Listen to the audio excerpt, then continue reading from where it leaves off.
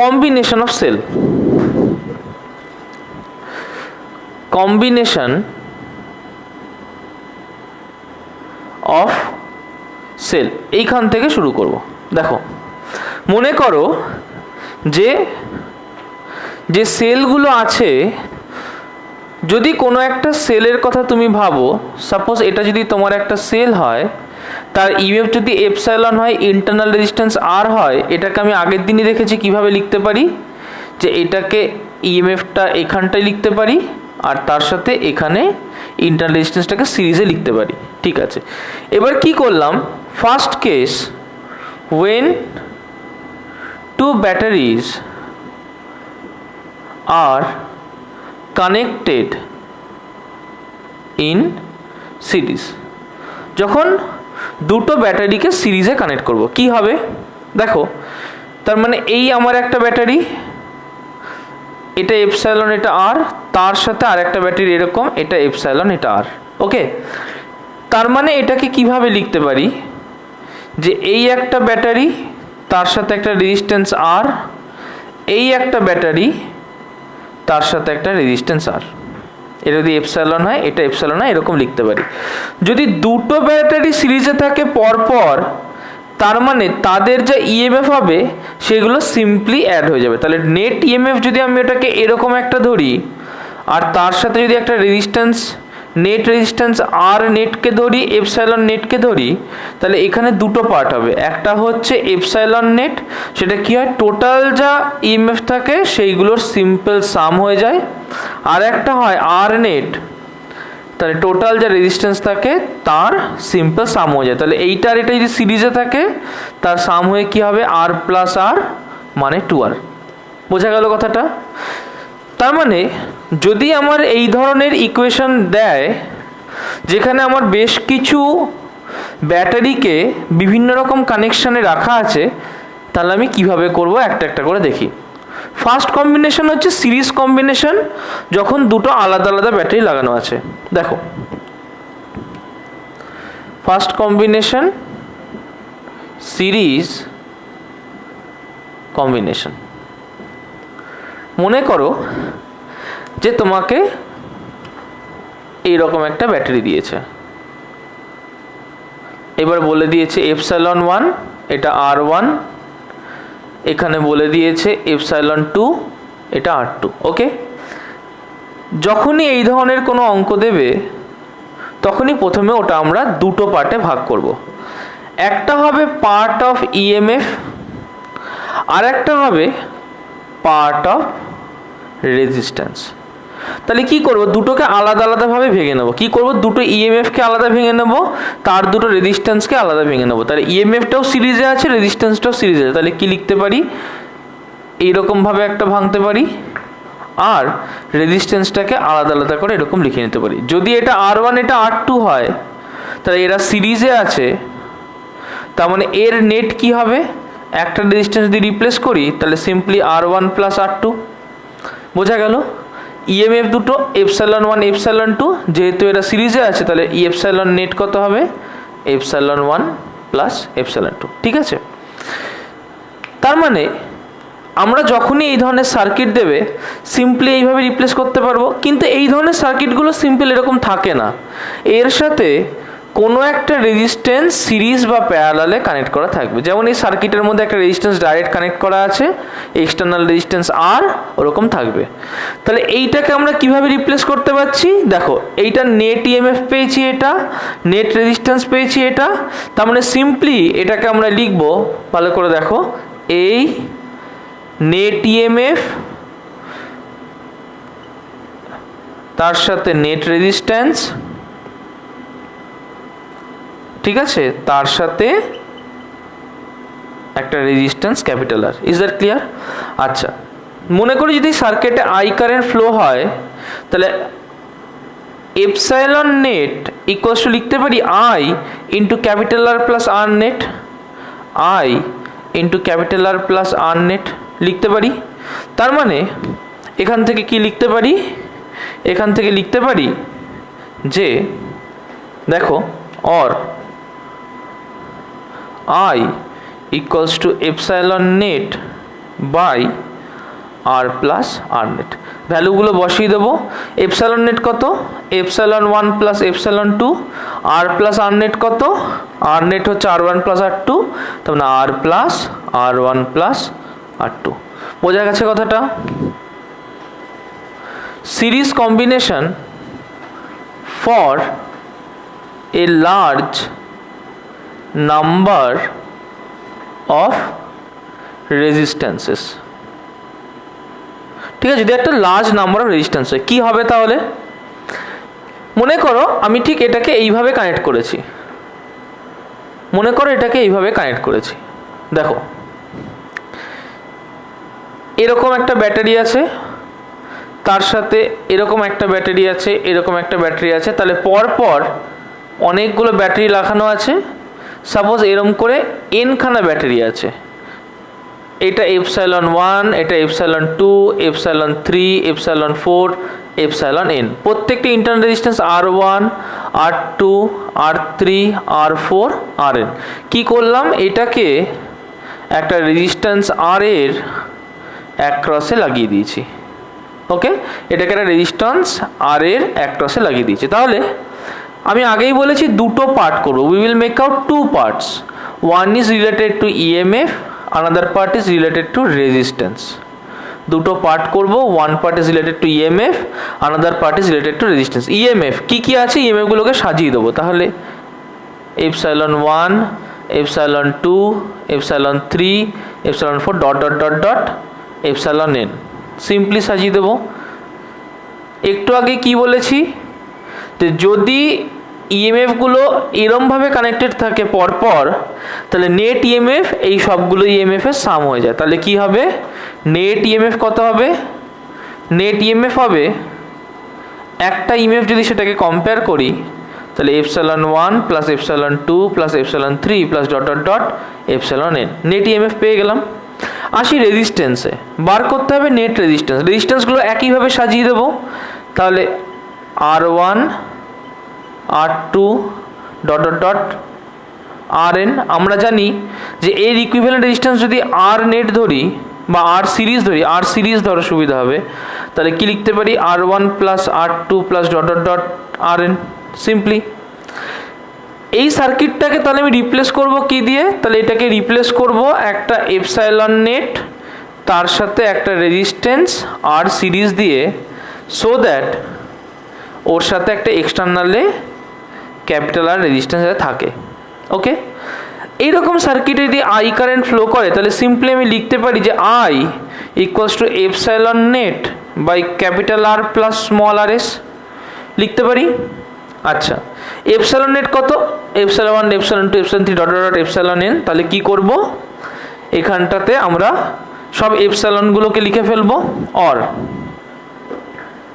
I equals to epsilon net মানে epsilon 1 plus epsilon 2 plus dot dot dot epsilon n by R1 plus R2 plus dot dot dot Rn plus of capital R। আচ্ছা, এর একটা special case ভাবো যে যতগুলো EMF ছিল সবগুলো হচ্ছে এপসাইলন, আর যতগুলো রেজিস্ট্যান্স সব হচ্ছে R। Late all EMF be epsilon, let all resistance be R। সব EMF গুলো এপসাইলন, সব রেজিস্ট্যান্স গুলো R। কি হবে তাহলে? Epsilon plus epsilon plus epsilon কতগুলো আছে? n খানা আছে।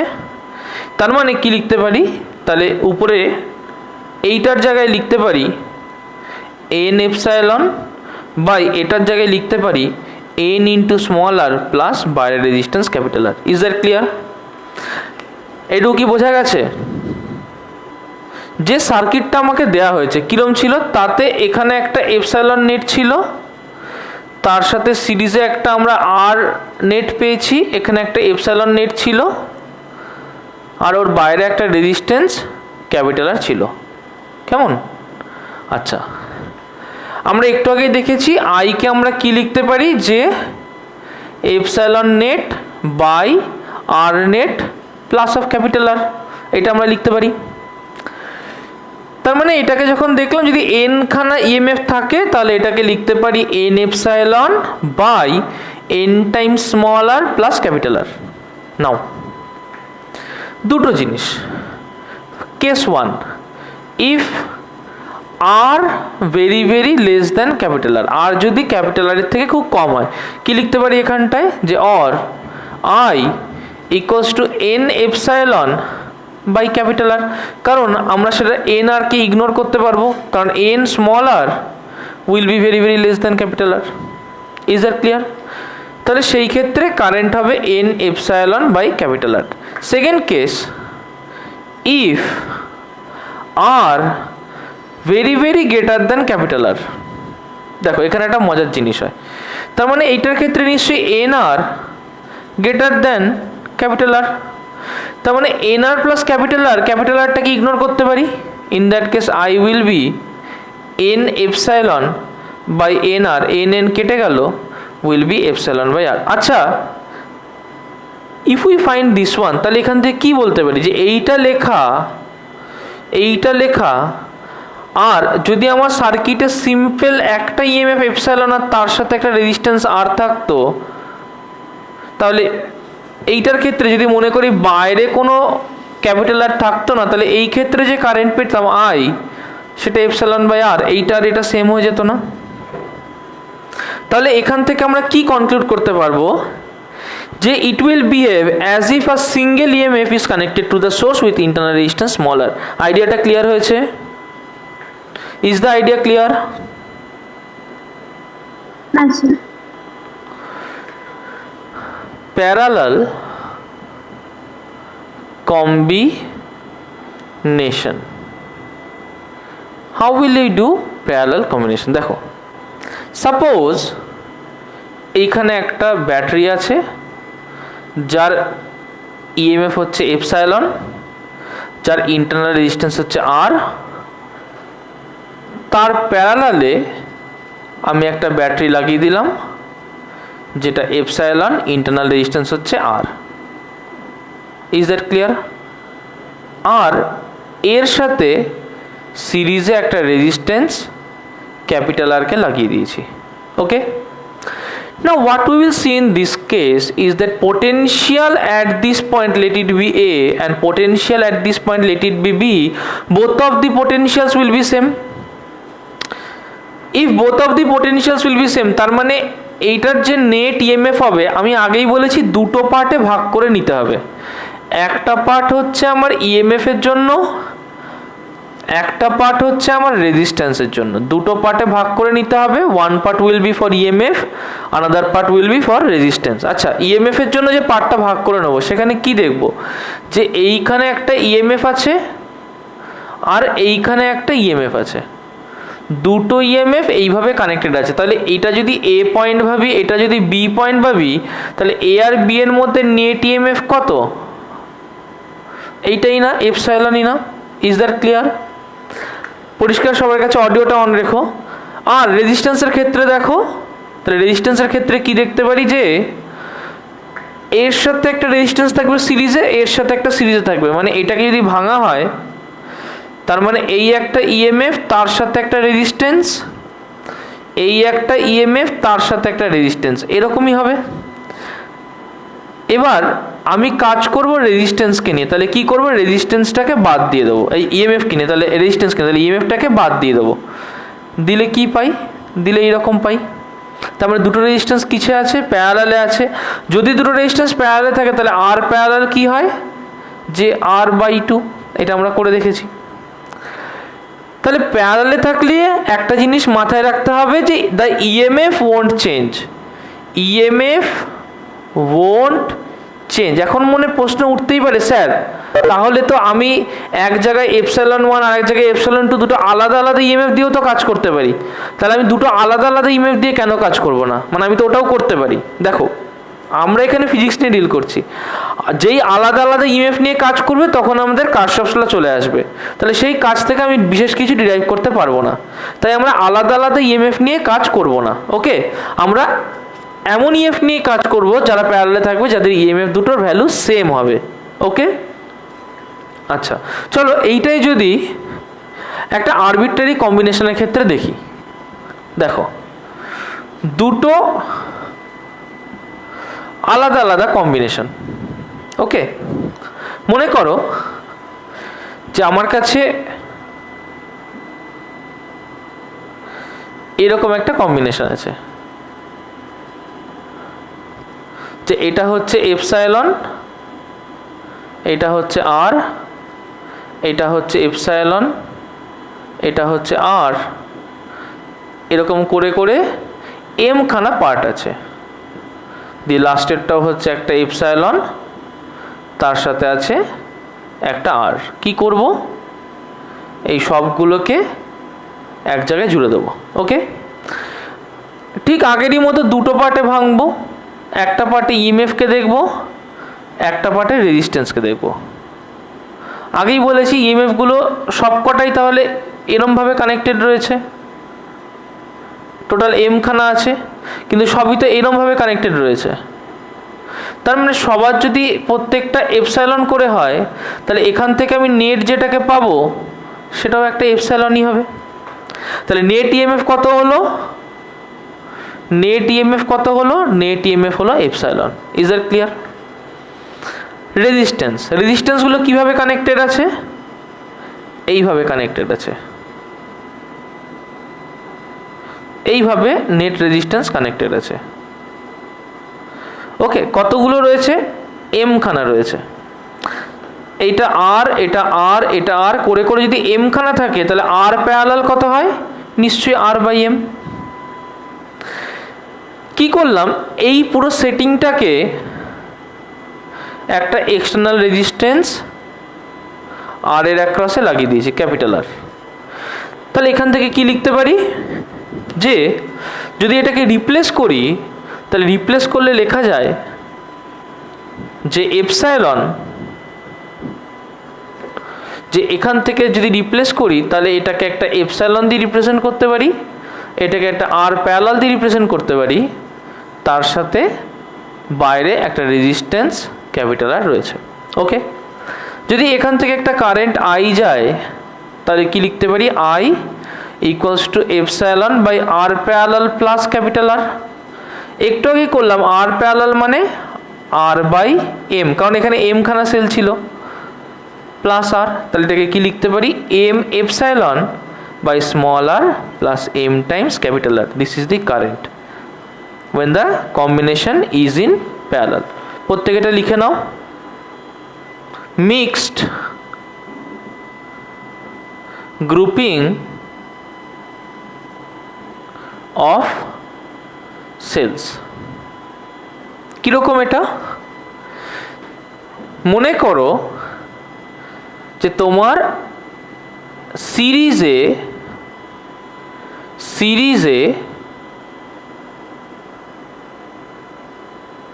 কতগুলো সেল আছে, এন খানা করে সেল কানেক্টেড আছে। ওকে, আর ঠিক এরকমই আইডেন্টিক্যাল চেইন, ঠিক এরকমই আইডেন্টিক্যাল চেইন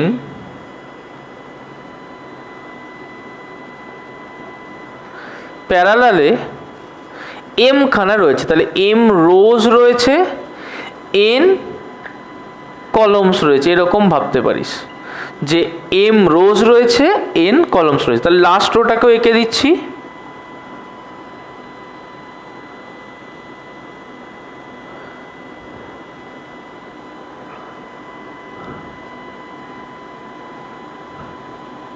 ওকে, প্রত্যেকটার ইএমএফ এপসাইলন করে, প্রত্যেকটার ইন্টারনাল রেজিস্ট্যান্স আর করে। এইটার সাথে একটা এক্সটার্নাল রেজিস্ট্যান্স ক্যাপিটাল আরকে লাগিয়ে দেওয়া হয়েছে। পরিষ্কার? আচ্ছা, কি করব, যে এইটার আমি একটা ইকুইভ্যালেন্ট সার্কিট বার করতে চাইছি। তার মানে আমার একটা ইকুইভ্যালেন্ট সার্কিট বার করা মানে কি, বার করা মানে আমার একটা ব্যাটারি থাকবে, তার একটা রেজিস্ট্যান্স থাকবে, আর ওটাকে বাইরে একটা এক্সটার্নাল রেজিস্ট্যান্সের সাথে কানেক্ট করে দিতে হবে। এই হচ্ছে আমার উদ্দেশ্য, আর কিছু নয়। একটা ব্যাটারি থাকবে, একটা ইন্টারনাল রেজিস্ট্যান্স থাকবে, সেটাকে একটা বাইরের এক্সটার্নাল রেজিস্ট্যান্সের সাথে কানেক্ট করে দিতে হবে। তাহলে প্রথমে দেখব যে এই চেনটায় কি আছে, এই চেনটার ইকুইভ্যালেন্ট কি হবে। যেটা এই চেনটার ইকুইভ্যালেন্ট হবে সেটাই সবকটা চেনের ইকুইভ্যালেন্ট হবে। যেটা এই চেনটার ইকুইভ্যালেন্ট হবে সেটাই তো সবকটা চেনের ইকুইভ্যালেন্ট হবে। তাহলে কি করব, ফার্স্টে একটা চেনকে বার করব। দেখো ফার্স্ট চেন থেকে কি পাই। ওকে, ফার্স্ট চেন থেকে কি পাই দেখো,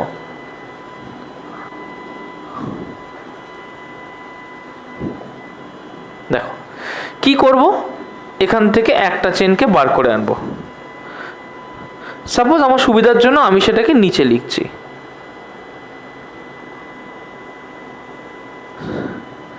দেখো তাহলে একটা চেন কি লিখতে পারি, এই dot dot dot dot N columns রয়েছে, ডট ডট ডট এই এন কলমস মানে এনটা সেল রয়েছে। তার মানে এটাকে কি লেখা যায়, যদি আমি সেলের কথা ভাবি তাহলে লিখতে পারি এটাকে এই একটা সেল, এই একটা সেল, এই একটা সেল করে করে এনটা সেল।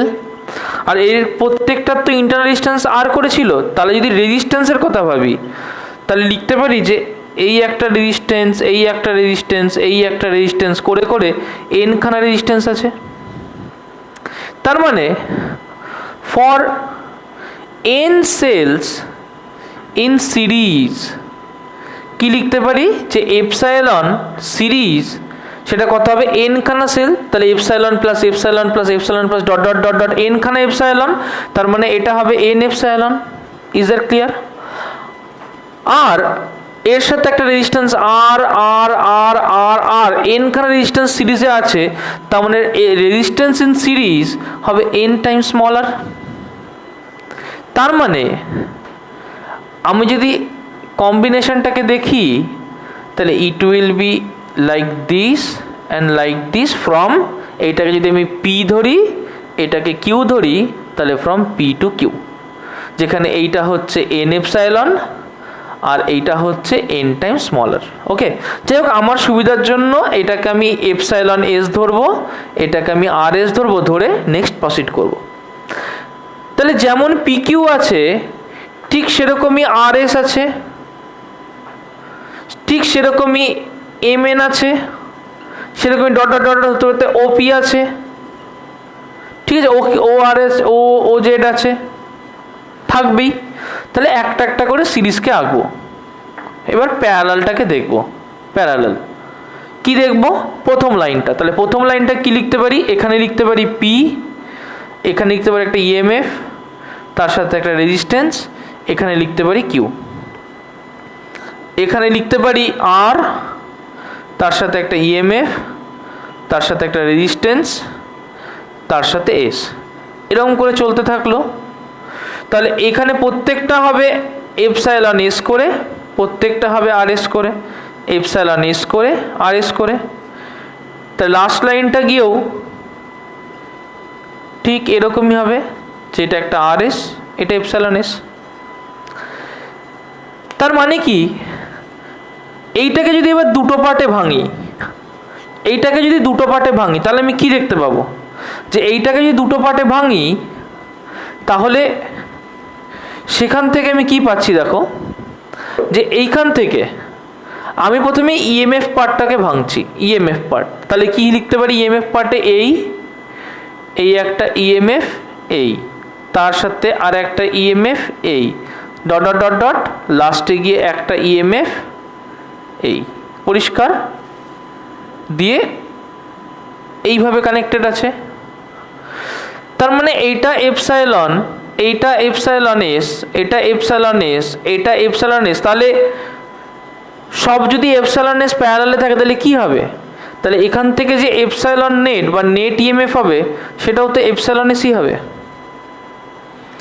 আচ্ছা, যদি আমরা রেজিস্ট্যান্সগুলোকে দেখি, রেজিস্ট্যান্স কি আছে দেখো, এটা ছিল আমার পি কিউ, এটা আর এস ডট ডট ডট।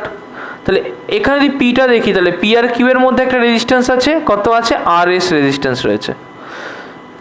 আবার দেখো আর আর এস এর মধ্যে কত রেজিস্ট্যান্স আছে, আর এস রেজিস্ট্যান্স আছে। এরকম করতে করতে এম খানা টার্মস আছে, প্রত্যেকটা ব্রাঞ্চে RS করে দিয়েছি, তাহলে কি হলো, তাহলে সবগুলো প্যারালালে হলো। সবগুলো যদি প্যারালালে হয় তার মানে কি, তার মানে এখান থেকে লিখতে পারি, দেখো যে for n m cells and m resistances in parallel কি হবে, RS RS RS RS পরপর সব প্যারালালে আছে, তার মানে এটাকে লিখতে পারি যে এখানে যদি রিপ্লেস করি তাহলে একটা ডিস্টেন্স যদি হয় তাহলে সেটাকে R প্যারালাল লিখতে পারি। তাহলে যদি সেটাকে R প্যারালাল লিখি তাহলে R প্যারালাল কি হবে, দেখো তাহলে R parallel will be, m খানা আছে টার্ম, তার মানে simply RS by m। RS মানে আমরা অলরেডি পেয়েছিলাম n স্মল r, তাহলে এখানে বসিয়ে দেবো আর n small r by m। পরিষ্কার? তাহলে এই টোটালটাকে যদি রিপ্লেস করে একটা সেল আর একটা ইএমএফ এ আনি, টোটালটাকে রিপ্লেস করে যদি একটা সেল আর একটা ইএমএফ এ আনি, তাহলে আমরা কি দেখতে পাবো যে এইটাকে রিপ্লেস যদি করি তাহলে এখানে একটা ইএমএফ আর একটা রেজিস্ট্যান্স যদি রিপ্লেস করি, বাইরে যদি একটা এক্সটার্নাল রেজিস্ট্যান্স ক্যাপিটাল আর হয়, তাহলে এটা কি হবে, এইটা হবে এপসাইলন এস, একটু আগে দেখলাম, আর এটা হবে আরপি। আরপি মানে N R by small m. আচ্ছা, এপসাইলন এস মানে কি, এন এপসাইলন, তাহলে এখানটায় লিখে দিচ্ছি এন এপসাইলন। আর যদি আই কারেন্ট ফ্লো করে সার্কিটে, আমরা কি বলতে পারবো, আই ইকুয়ালস টু, দেখো net EMF N epsilon by net internal resistance N small R by small M plus capital R. তার মানে এখান থেকে কি লেখা যায় যে N epsilon by N small R plus M capital R by small M, এমটা উপরে চলে গেল, তাহলে N M epsilon by N R plus M capital R. আচ্ছা দেখো এই যে ইকুয়েশনটা আমরা দেখতে পাচ্ছি, এর নিচের পার্টটাকে দেখো, এর নিচের পার্টে না দুটোই পজিটিভ টার্ম আছে। আমাকে যদি এখন বার করতে হয় যে ম্যাক্সিমাম কারেন্ট কোন কন্ডিশনে ফ্লো হবে, ম্যাক্সিমাম কারেন্ট কন্ডিশন, আমাকে যদি এটা বার করতে হয় যে ম্যাক্সিমাম কারেন্ট কন্ডিশন, তাহলে আমি ম্যাক্সিমাম কারেন্ট কন্ডিশন কিভাবে বার করব, দেখো ম্যাক্সিমাম কারেন্ট কন্ডিশন, দেখো ফর ম্যাক্সিমাম কারেন্ট নিচের যে টার্মটা আছে N R plus M R, এটাকে আমি লিখছি, তাহলে ফ্রম ডিনোমিনেটর থেকে কি লিখতে পারি যে N R plus M capital R equals, আমি লিখতে পারি এটাকে যে N R plus M capital R তার হোল স্কোয়ার তার রুট। আচ্ছা, N R plus M R তার হোল স্কোয়ার, তাহলে এটাকে কি লিখতে পারি, or root over N R plus M R তার হোল স্কোয়ার, তার মানে এটাকে লিখতে পারি N square R square plus M square R square minus 2 plus 2 N M small R capital R. আমি কি করলাম যে এখানে একটা minus 2 N M small R capital R আর একটা plus 2 N M small R capital লিখলাম, তাহলে রেশনালাইজ হয়ে যায়। তাহলে এটাকে লিখতে পারি equals to N square small R square plus M square capital R square. দেখো প্লাস টু আলাদা করে নিলাম, এখানে minus 2 N M capital R small R লিখলাম, আর এই দুটো যোগ করে plus 4 N M small R capital R লিখলাম। আচ্ছা, এটাকে লিখতে পারি A square plus B square minus 2 A B, তাহলে এখান থেকে কি লিখতে পারি ইকুয়ালস টু রুট ওভার, দেখো N R minus M capital R তার whole square plus 4 N M small R capital R. আচ্ছা দেখো এই টার্মটার প্রত্যেকটা জিনিসই পজিটিভ, এখানে নেগেটিভের কোনো চান্স নেই, কারণ রেজিস্ট্যান্স সবসময় পজিটিভ হয়, তাই স্মল আরও পজিটিভ হবে, তাই ক্যাপিটাল আরও পজিটিভ হবে। ফোর্থ তো এমনি কনস্ট্যান্ট, নাম্বার অফ সেল তো অবশ্যই পজিটিভই হবে, নেগেটিভ তো হতে পারে না। চলে আসি এই টার্মটায়, তাহলে যদি কারেন্টকে ম্যাক্সিমাম হতে হয় তাহলে এই টার্মটাকে মিনিমাম হতে হবে, নিচের ডিনোমিনেটরটাকে। কিন্তু নিচের ডিনোমিনেটর কি করে মিনিমাম হবে? এটাকে যদি মিনিমাম হতে হয় তার মানে এই পার্টটাকে মিনিমাম হতে হবে। এখন এইটা সবসময় পজিটিভ, এর শুধু ভ্যালু কমাতে পারি, এছাড়া কিছু বলতে পারবো না। কিন্তু এই টার্মটা যদি কোনোভাবে আমি জিরো করে দিতে পারি তাহলে জিরো স্কোয়ার জিরো, তাহলে এইটা জিরো হয়ে গেলে একটা মিনিমাম কন্ডিশন পাবো। তার মানে কেন জিরো প্রশ্ন উঠতে পারে, স্যার আমি তো মাইনাস করলেও বলতে পারি মিনিমাম পাবো। দেখো, মাইনাস করলে মাইনাসের স্কোয়ার প্লাসই হয়ে যাবে, প্লাস করলে প্লাসের স্কোয়ার প্লাসই হয়ে যাবে, তাহলে এর ক্ষেত্রে মিনিমাম কি হতে পারবে? জিরো। তার মানে যদি এটাকে জিরো হতে হয় তাহলে আমি মিনিমাম কন্ডিশন পাবো। সো ফর মিনিমাম কন্ডিশন দেখো, ডিনোমিনেটর যদি মিনিমাম হতে হয় তাহলে এই টার্মটাকে আমরা জিরো করে দেবো। For minimum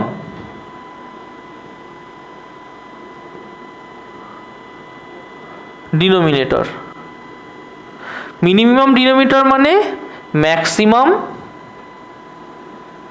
current, minimum denominator মানে ম্যাক্সিমাম কারেন্ট। তাহলে ফর মিনিমাম ডিনোমিনেটর বা ম্যাক্সিমাম কারেন্ট কি করব? N R minus m R এটাকে লিখে দেবো zero, or n small r equals to M capital R, or small r m by N into capital R. Okay, আচ্ছা, তার মানে কি? তার মানে আমি যদি এখানে পুট করি কি দেখতে পাই? দেখো, অর আমরা ম্যাক্সিমাম কারেন্ট বার করতে চাইছি আই ম্যাক্স, এই জায়গাটায় পুট করে দেবো কার ভ্যালু? স্মল আর এর value M by N into capital R put করবো, কি পাই? Equals to N M epsilon by, দেখো এন আর, তাহলে আর এর জায়গায় পুট করছি M by N into capital R, তাহলে N into M by N into capital R plus M into capital R, N N কেটে গেল, N M epsilon by two M capital R, M M কেটে গেল, তাহলে N epsilon by two capital R. তার মানে যদি internal রেজিস্ট্যান্সটা M by N into capital R এর ইকুইভ্যালেন্ট হয়, আচ্ছা এরকম একটা এক্সপ্রেশন দেয়া আছে, এরকম একটা সার্কিট অ্যারেঞ্জমেন্ট দেওয়া আছে, এখান থেকে করতে হবে। প্রথমেই কি বলেছি? প্রথমেই বলেছি যে আমার ইএমএফগুলোকে আলাদা করে নেব, রেজিস্ট্যান্সগুলোকে আলাদা করে নেব, ইএমএফগুলোকে আলাদা করে নেব, রেজিস্ট্যান্সগুলোকে আলাদা করে নেব। আচ্ছা, ইএমএফগুলো যদি আলাদা করে নিই তাহলে কি হয়? আমার ইএমএফগুলো দেখো এইভাবে অ্যারেঞ্জ করা আছে, দুটো এই দিকে, তিনটে এই দিকে, তাই না? তাহলে এটা এপসাইলন ওয়ান এপসাইলন টু, এটা epsilon one epsilon one epsilon two epsilon two epsilon two. দেখো ইএমএফগুলো যেগুলো একদিকে থাকে সেগুলো অ্যাড হয়, যেগুলো অন্য দিকে থাকে সেগুলো মাইনাস হয়। তাহলে কি হবে? নেট এপসাইলন নেট কি হবে? Epsilon one plus epsilon one minus epsilon two minus epsilon two minus epsilon two. একবারে করলে কি করব? যে two epsilon one minus three epsilon two. কোনটা বড় কোনটা ছোট আমি জানি না, কোনটা বড় কোনটা ছোট আমি জানি না, তবে আমি লিখলাম epsilon naught equals to two epsilon one minus three epsilon two. আচ্ছা ঠিক আছে, রেজিস্ট্যান্সগুলোকে সাজাই, তাহলে এটা এই এই এই এই এই পরপর সাজানো হবে। তাহলে আর আর আর আর আর পাঁচটা রয়েছে, তাহলে এর নেট রেজিস্ট্যান্স কত হবে? এইটা হবে এর নেট রেজিস্ট্যান্স। তাহলে 1 2 3 4 5, তাহলে নেট রেজিস্ট্যান্স হবে 5 টাইমস অফ আর বা 5 স্মল আর। আচ্ছা এইটুকু তো বুঝলাম। তাহলে আমার সার্কিটটাকে কিভাবে অ্যারেঞ্জ করব? সবসময় আমি একটা ইএমএফকে এখানে রাখবো, তার সাথে নেট রেজিস্ট্যান্স, তাহলে এটা নেট ইএমএফ, আর এটা কি? রেজিস্ট্যান্স, নেট রেজিস্ট্যান্স সিরিজে, তার সাথে আমার একটা ক্যাপিটাল আর রয়েছে। তাহলে আমি যদি এখান থেকে আই কারেন্ট ফ্লো করে, তাহলে আই ইকুয়ালস টু লিখবো epsilon net by capital R plus small r net.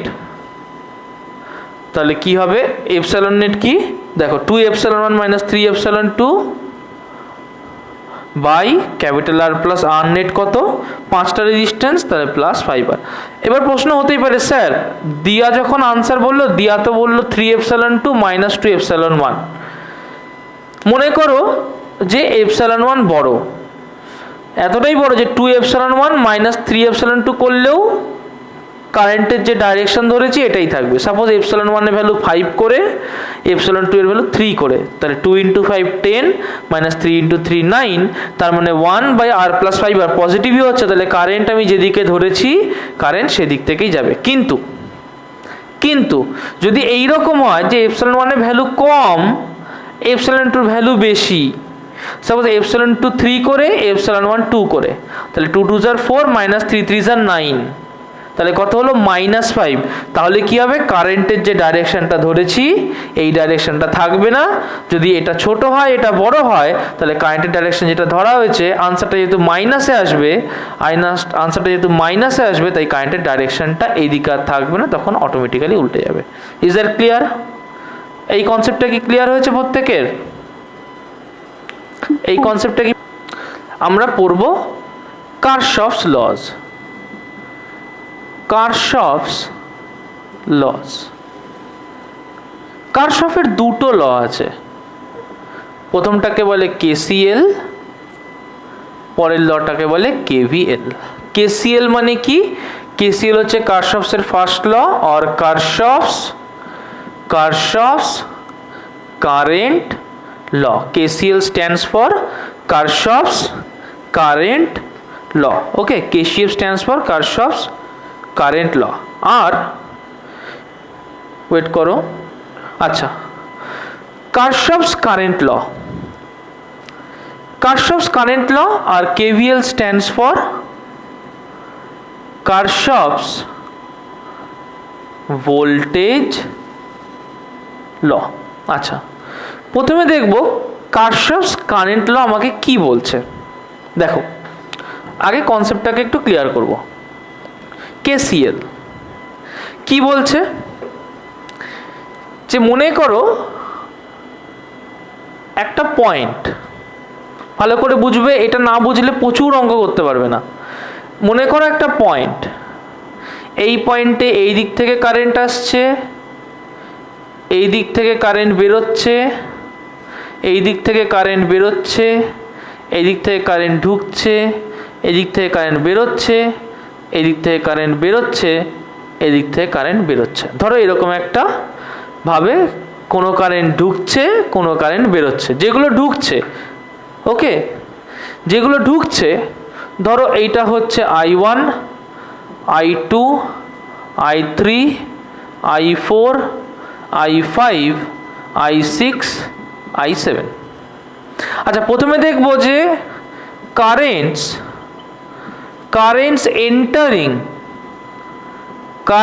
Entering the node. এই যে পয়েন্টটা এসে সব তারগুলো জুড়েছে, এই পয়েন্টটাকে আমরা বলবো হচ্ছে নোড। তাহলে প্রথমে বার করব কারেন্টস এন্টারিং দ্য নোড। কে কে এন্টার করছে? I1 এন্টার করছে, I4 এন্টার করছে, আর কেউ করছে না। তাহলে I1 প্লাস I4, এটা হচ্ছে currents entering the node. Next হচ্ছে currents leaving the node. Currents leaving the node, কে কে নোড লিভ করছে? দেখো, নোড লিভ করছে তাহলে I3, I2, তাহলে I2 plus I3 plus I5 plus I6 plus I7, এরা নোডটাকে লিভ করছে। আচ্ছা, ভালো কথা। কারশফস ল কি বলল? কারশফস ল বলল যে total current some at a node will be 0. Total current some at a node will be 0। তার মানে কি? তার মানে I1 প্লাস I4 মানে যারা ঢুকছে, মাইনাস যারা বেরোচ্ছে, মানে প্লাস যারা বেরোচ্ছে, I2 plus I3 plus I5 plus I6 plus I7, এইটা ইকুয়ালস টু হতে হবে 0। এটা আমাকে কারশফ বললো। এখন প্রশ্ন হচ্ছে, স্যার সবগুলো যদি 0 হয় তাহলে যোগ করলে 0 কি করে হবে? যে I1 তো হচ্ছে 5, I2 ধরো 2, I3 ধরো 3, I4 ধরো 5, i5 ধরো 1, i6 ধরো 2, i7 ধরো 1।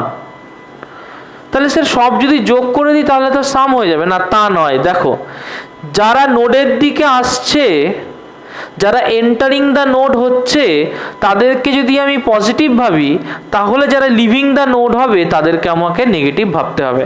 আবার উল্টো, যারা এন্টারিং দ্য নোড হচ্ছে তাদেরকে যদি আমি নেগেটিভ ভাবি, তাহলে যারা লিভিং দ্য নোড হচ্ছে তাদেরকে আমায় পজিটিভ ভাবতে হবে। দুটো যেহেতু, একজন ঢুকছে একজন বেরোচ্ছে, তাই যারা ঢুকছে তারা পজিটিভ, যারা বেরোচ্ছে তারা নেগেটিভ। তার মানে এটা অ্যাকচুয়ালি কি হবে, i1 প্লাস i4।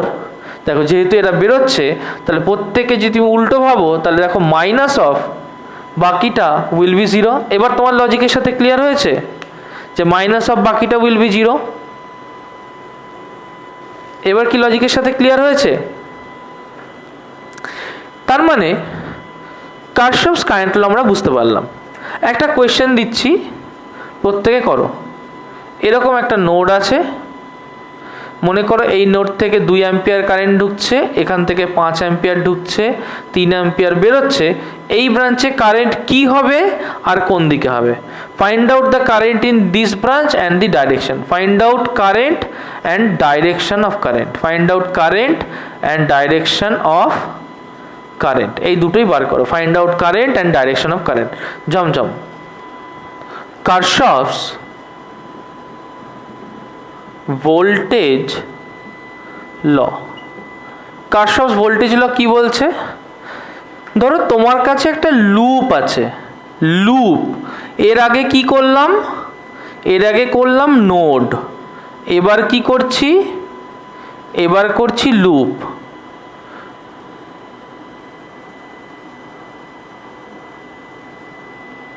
সাপোজ তোমার কাছে একটা লুপ আছে, ওকে। কি বলছে যে এই লুপের টোটাল যা ইএমএফ আছে, ধরো এটা ε1, ε2, ε3, ε4, ε5, টোটাল যে ইএমএফ আছে, আর এর টোটাল যে রেজিস্ট্যান্স, ধরো এটা R1, এটা R2, এটা R3, ওকে। ধরো একটা সার্কিটে তো একটার থেকে বেশি কারেন্ট ফ্লো করা যায় না, একটা সার্কিটে একরকমই কারেন্ট ফ্লো হয়, একটা কন্টিনিউয়াস ওয়্যারে একরকমই কারেন্ট ফ্লো হয়। মাথায় রাখবে, ইন আ সিঙ্গেল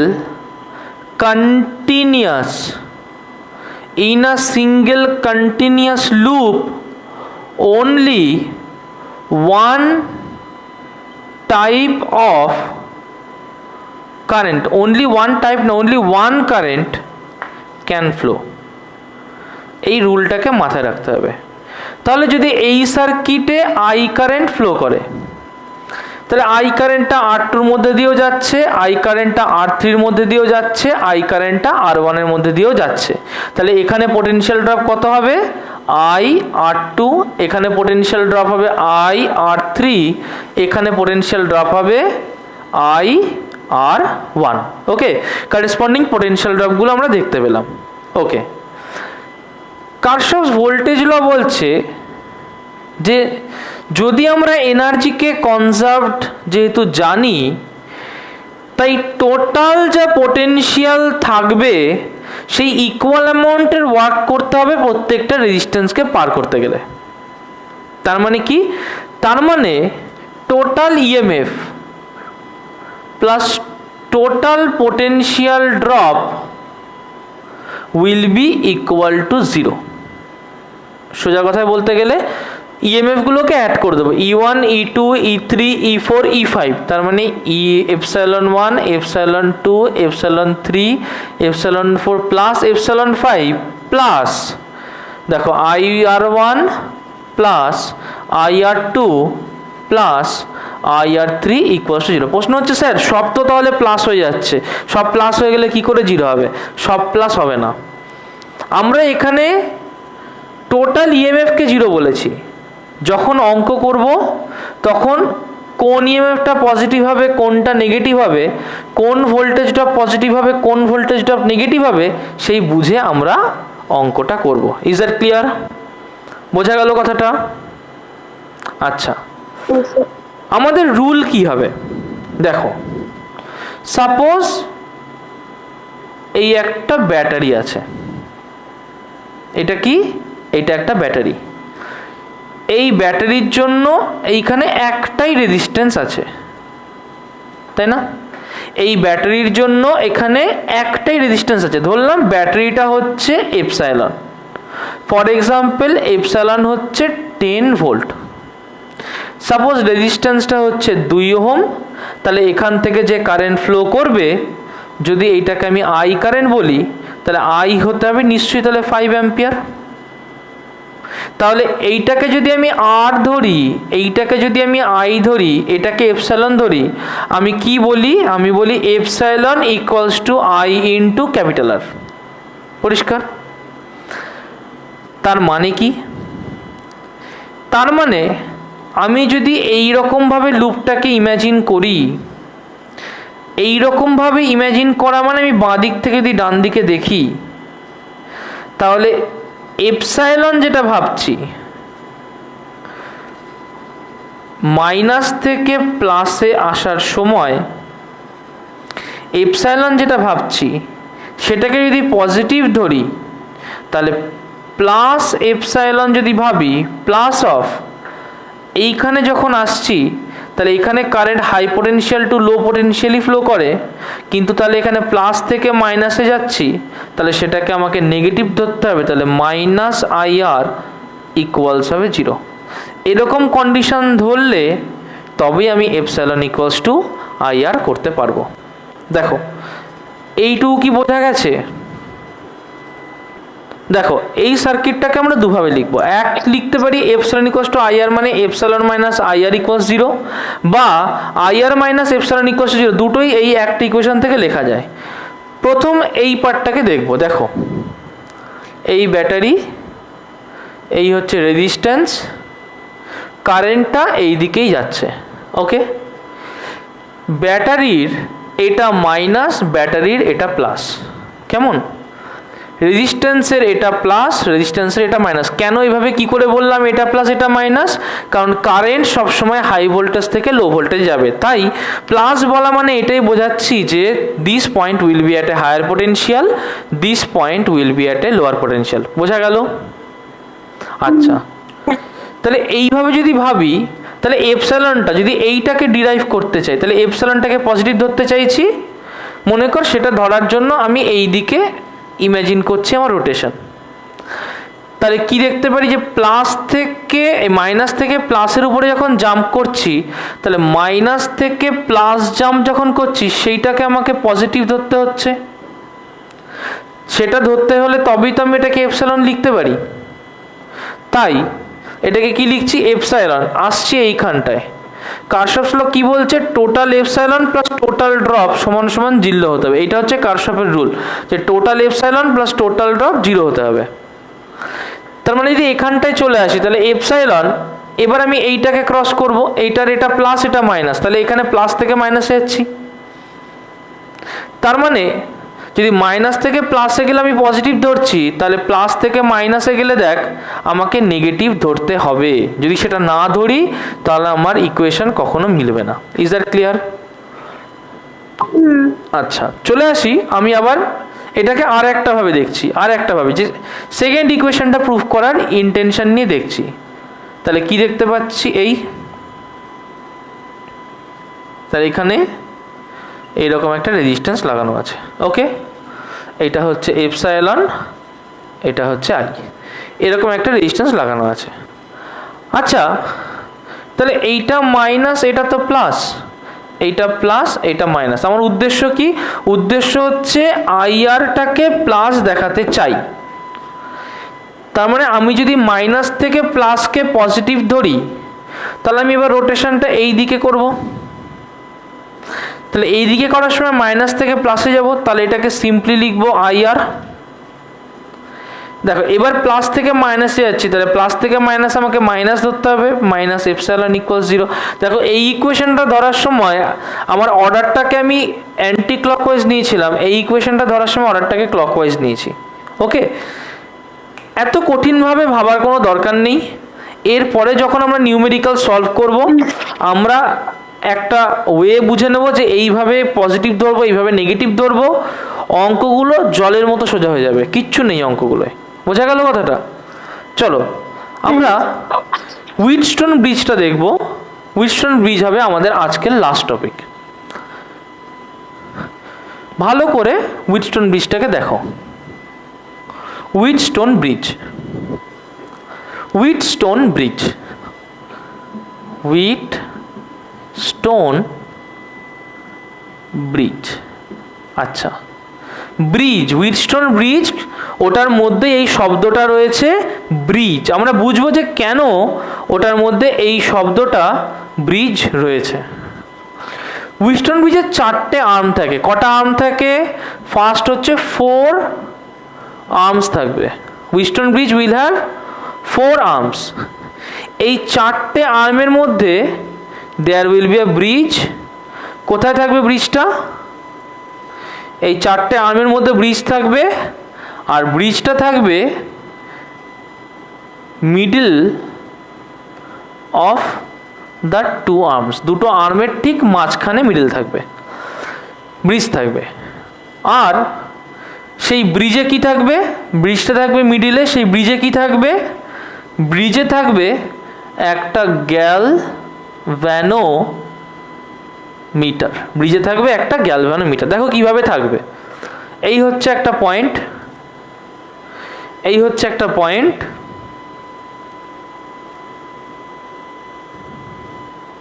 আর এখান থেকে আমি এই একটা আর্ম ডিফাইন করছি, এই একটা আর্ম ডিফাইন করছি। ভালো করে দেখো, আমি দুটো আর্মকে এরকম লিখছি। একটা আর্ম এ থেকে শুরু করে বিতে গেছে এই ওয়ে দিয়ে, আর একটা আর্ম এ থেকে শুরু করে বিতে গেছে নিচের ওয়ে দিয়ে। দুটো আলাদা আলাদা ওয়ে দিয়ে দুটো আর্ম গেছে। আচ্ছা, কি বললাম? যে দুটো আর্মের যে মিড পয়েন্ট, সেইখান দিয়ে আর একটা ব্রিজ গেছে। ধরো এইটা হচ্ছে ব্রিজ। আর কি বলেছি? যে এই ব্রিজের মধ্যে একটা গ্যালভানোমিটার লাগানো আছে। তাহলে গ্যালভানোমিটার কোথায় লাগানো থাকবে? গ্যালভানোমিটার এই ব্রিজটার মধ্যে লাগানো থাকবে। আচ্ছা, এটা কিন্তু সিম্পল ওয়ান নয়। এটা ধরো এ বি, এটার নাম দিলাম সি, এটার নাম দিলাম ডি। এইখানটায় একটা রেজিস্ট্যান্স থাকবে, এখানে একটা রেজিস্ট্যান্স থাকবে, এখানে একটা রেজিস্ট্যান্স থাকবে, এখানে একটা রেজিস্ট্যান্স থাকবে। তাহলে এই যে রেজিস্ট্যান্সটা, এটার স্পেশাল নাম আছে, এটাকে বলবো পি। এই রেজিস্ট্যান্সটারও স্পেশাল নাম আছে, এটাকে বলবো কিউ। এটারও স্পেশাল নাম আছে, এটাকে বলবো আর। এটারও স্পেশাল নাম আছে, এটাকে বলবো এস। দেখো, হুইটস্টোন ব্রিজ প্রিন্সিপাল আমাকে কি বলছে? খুব ইম্পর্টেন্ট প্রিন্সিপালটা জানা। Wheatstone bridge principle is very important. Wheatstone bridge principle কি বলছে? প্রিন্সিপালটা বলছে যে if the galvanometer shows null position, তার মানে no current passes through the galvanometer. Null position মানে গ্যালভানোমিটারের মধ্যে দিয়ে কোনো কারেন্ট যাচ্ছে না। তাহলে এই রাস্তা দিয়ে কোনো কারেন্ট যাচ্ছে না। যদি এইরকম হয় কন্ডিশন, দেন আমি যদি একটা জেড কে ইমাজিন করি, if I imagine a Z, আমি যদি একটা জেড কে ইমাজিন করি, তার মানে আমি যদি এইরকম একটা জেড কে ইমাজিন করি, যদি জেড কে ইমাজিন করি, তাহলে জেড এর উপরের দুটো আর্মে কে কে আছে? একটা আছে পি, একটা আছে কিউ। তাহলে আমি লিখতে পারবো, যদি জেড কে ইমাজিন করি, that P P by Q, P by Q equals R by S. We can write P by Q equals R by S.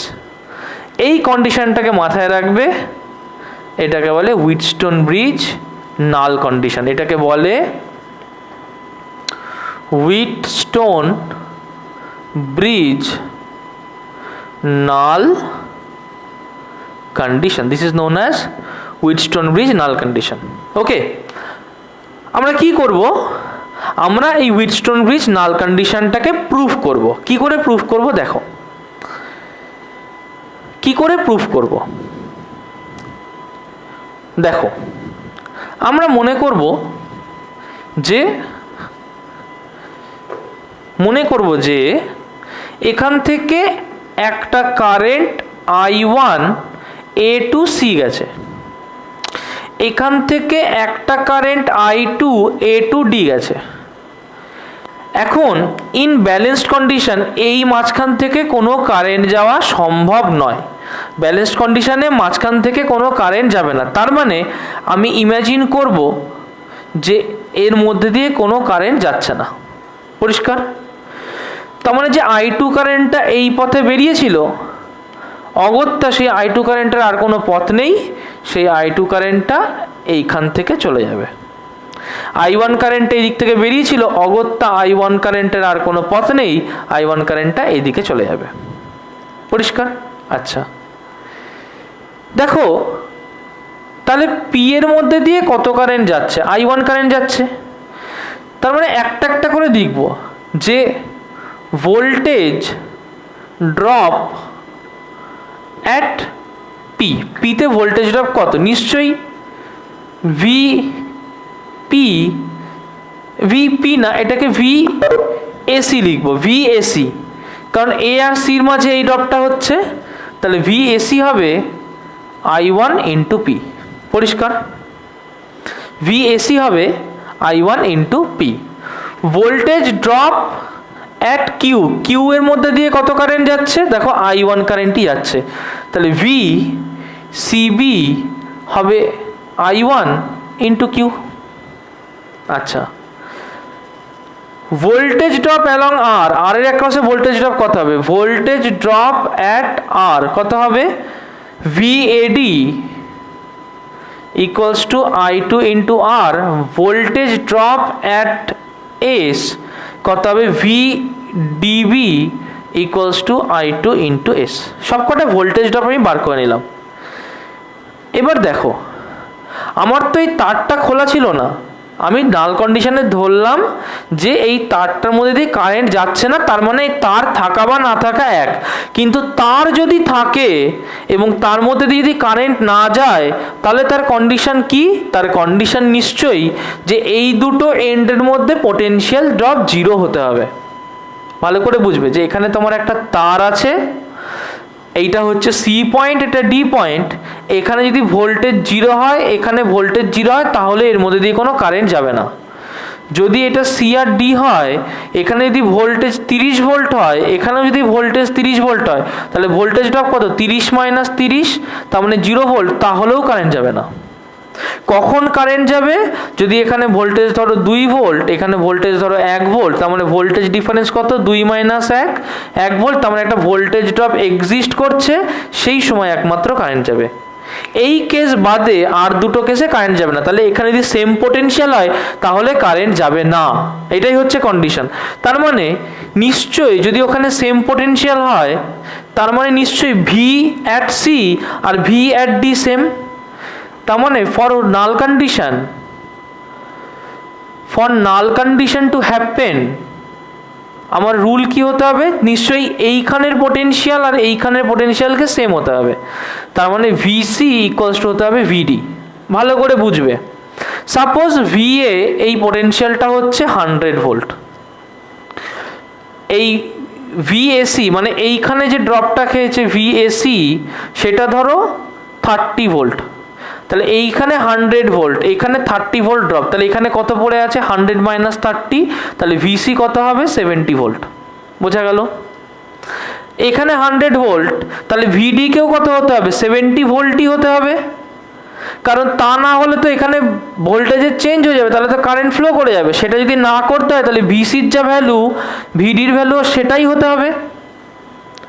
VC R ভিডির value যদি সেম হতে হয়, তার মানে নিশ্চয়ই I2 আর কেউ ঠিক 30 ভোল্টই ড্রপ হতে হবে, তার মানে ভিএডি ইকুয়ালস টু ভিএসি হতে হবে। তার মানে for Wheatstone bridge null condition VC equals to যদি ভিডি হয়, তার মানে নিশ্চয়ই ভিএসি ইকুয়ালস টু হতে হবে ভিএডি। তার মানে আই ওয়ান ইন্টু পি হতে হবে আই টু ইন্টু আর। তাহলে কি লিখবো, I one into P equals I two into R, আর এখান থেকে লিখতে পারি I one by I two equals to R by P. Very important condition, 1 number condition আমরা পেলাম, 1 নম্বর কন্ডিশন আমরা পেলাম। একইভাবে আমরা বার করব আমাদের সেকেন্ড কন্ডিশন, একইভাবে বার করব সেকেন্ড কন্ডিশন। দেখো নাল কন্ডিশনের জন্য তাহলে যদি এইখানে ভোল্টেজ সেম থাকে আর বির ভোল্টেজ যদি কিছু একটা পাই, সাপোজ বির ভোল্টেজ ধরো ভি হচ্ছে এর suppose for example suppose 50 volt, তার মানে এইটা হচ্ছে 70 ভোল্ট ভিসি, এইটা হচ্ছে 50 ভোল্ট, তাহলে এখানে কত ভোল্টের ড্রপ হতে হবে, 20 ভোল্টের ড্রপ হতে হবে। এইটাও ভিডি 70 ভোল্ট হতে হবে, তার কারণ হচ্ছে ভিডি ভিসি 1, তাহলে এখানেও যদি ভিবি 50 ভোল্ট হতে হয় তাহলে এখানে কত ড্রপ হতে হবে, এখানেও 20 ভোল্টেরই ড্রপ হতে হবে। তার মানে যেটা আমার কাছে ভিসিবি সেটাই আমার কাছে ভিডিবি, একই নাল কন্ডিশনের জন্য। তাহলে V CB equals to V DB. VCB মানে কি লিখতে পারি, লিখতে পারি দেখো আই ওয়ান ইন্টু কিউ और I one into Q equals to I two into S. Okay, তার মানে এখানে আবার বার করতে পারি দেখো I one by I two equals to S by Q. দুটো ইকুয়েশন পেলাম, 1 আর 2। কি করব, এই 1 আর 2কে মিলিয়ে দেব, মিলিয়ে দিলে কি পাই, 1 আর 2কে মিলিয়ে দিলে কি পাই দেখো, তাহলে I one by I two equals to R by P.